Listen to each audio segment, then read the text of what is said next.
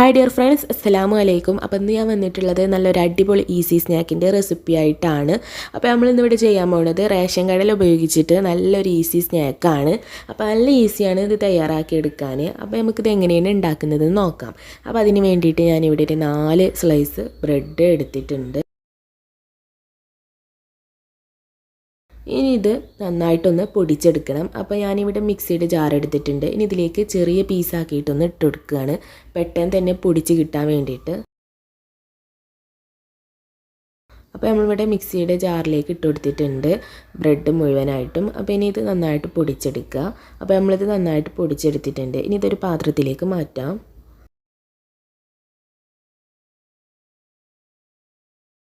അങ്ങനെ നമ്മളിതൊരു പാത്രത്തിലേക്ക് മാറ്റിയിട്ടുണ്ട്. ഇനി ഇത് നമുക്ക് മാറ്റി വെക്കാം. ഇനി ഞാൻ ആ സെയിം മിക്സിയുടെ ജാറിലേക്ക് തന്നെ കടല ഇട്ട് കൊടുക്കുകയാണ്. അപ്പോൾ റേഷൻ കടയിൽ നിന്നും വാങ്ങിയിട്ടുള്ള കടലയാണിത്. 1/4 കപ്പാണ് നമ്മൾ കുതിർക്കാൻ വേണ്ടി എടുത്തിരുന്നത്. പക്ഷേ അത് കുതിർന്ന് വന്നപ്പോഴേക്കും 1/2 കപ്പ് ആയിട്ടുണ്ട്. അപ്പോൾ അത് ഇതിലേക്ക് ഇട്ട് കൊടുക്കുകയാണ്. എന്നിട്ട് നന്നായിട്ട് പൊടിച്ചെടുക്കുകയാണ് ചെയ്യുന്നത്. വെള്ളമൊന്നും ചേർക്കരുത് കേട്ടോ. വെള്ളം ചേർക്കാതെ തന്നെ നന്നായിട്ട് ഇത് അടിച്ചെടുക്കാൻ കഴിയും. അപ്പോൾ അത് ഈ പാത്രത്തിലേക്ക് ഇട്ട് കൊടുക്കുകയാണ്. അപ്പോൾ നന്നായിട്ട് തന്നെ ഇത് അരച്ചെടുക്കണം കേട്ടോ, വെള്ളമൊന്നും ചേർക്കണ്ട.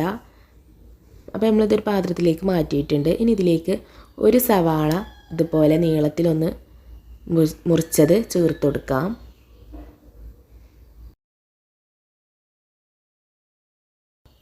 അങ്ങനെ നമ്മളത് ചേർത്ത് കൊടുത്തിട്ടുണ്ട്. ഇനി ഇതിലേക്ക് കുറച്ച് കറിവേപ്പില ചേർത്ത് കൊടുക്കുകയാണ്. ഇനി നമ്മുടെ ഈ സ്നാക്കിലേക്ക് ആവശ്യമായിട്ടുള്ള ഉപ്പും ചേർത്ത് കൊടുക്കുക. പിന്നെ ഇതിലേക്ക് വേണ്ടത് എരിവിന് ആവശ്യമായിട്ടുള്ള മുളക് പൊടിയാണ്. അതൊരു ടീസ്പൂണോളം ഞാൻ ചേർത്ത് കൊടുത്തിട്ടുണ്ട്.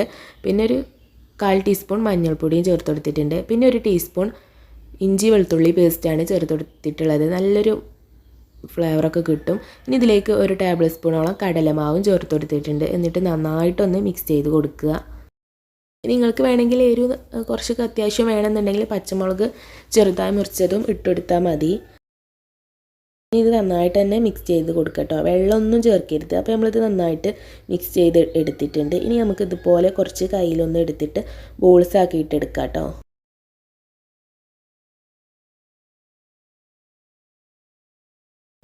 അങ്ങനെ നമ്മളിത് ബോൾസ് ആക്കിയിട്ട് എടുത്തിട്ടുണ്ട്. ഇനി നമുക്ക് ഇതുപോലെ തന്നെ ബാക്കിയുള്ളതും ബോൾസ് ആക്കിയിട്ട് എടുക്കാം കേട്ടോ.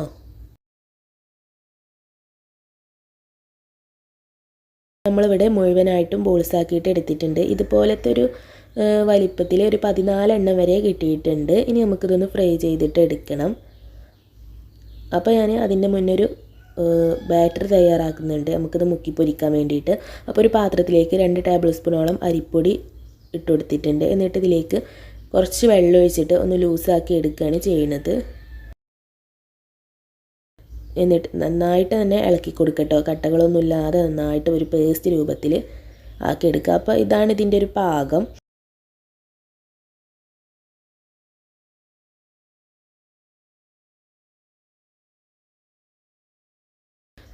ബോൾസുകൾ ഫസ്റ്റ് ഈ ബാറ്ററിൽ മുക്കിയെടുക്കുക. എന്നിട്ട് ബ്രെഡ് ക്രംസിലൊന്ന് മുക്കിയെടുക്കുക.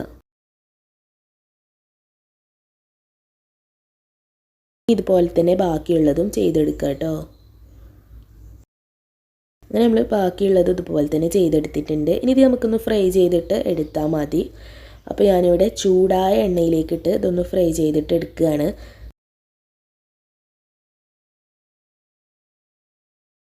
ലോ ഫ്ലെയിമിലിട്ടിട്ട് വേണം കേട്ടോ അത് നമ്മൾ ഫ്രൈ ചെയ്തിട്ട് എടുക്കാൻ, എങ്കിലേ നല്ലോണം ഒന്ന് വെന്ത് കിട്ടുള്ളൂ. ഹൈ ഫ്ലെയിമിലൊക്കെ ഇട്ടാൽ ഇത് കരിഞ്ഞു പോവുകയും ചെയ്യും, ഉള്ളു വേവില്ല. അപ്പോൾ ലോ ഫ്ലെയിമിലിട്ടിട്ട് ഒന്ന് വേവിച്ചെടുക്കുക.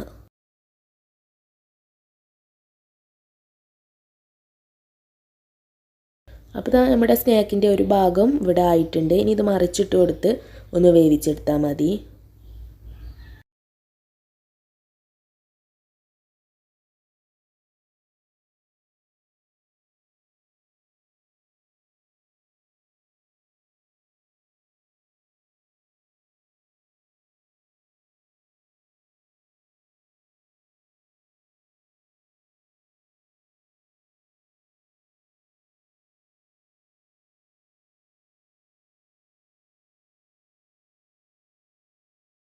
അപ്പോൾ ഇതാ നമ്മുടെ സ്നാക്ക് ഇവിടെ തയ്യാറായിട്ടുണ്ട്. അപ്പോൾ നമുക്ക് ഫ്ലെയിം ഓഫ് ചെയ്യാം. ഇനി നമുക്കിത് കോരി മാറ്റാം.